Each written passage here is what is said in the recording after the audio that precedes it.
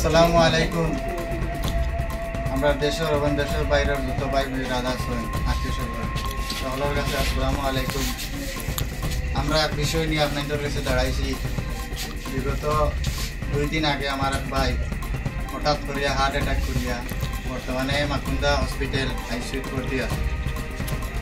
আপনারা আর কিছু জানা আছে, আমরা বিগত কয়েকদিন আগে আমার বাবারও আর আইসি মারা গেছেন।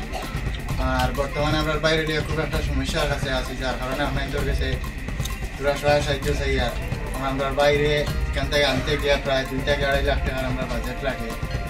তো যাই যেখানে আসেন আমরা 1 টাকা দিয়ে পারেন আর 100 টাকা দিয়ে পারেন পুরা সহায় সাহায্য করতাম। ওখান আবেদন নিয়ে আপনাদের কাছে আইসি। আমরা ভাই নাম রেখে আবুদ্দিন খালা নামে সবাই পরিচিত, গাড়ি চালাই।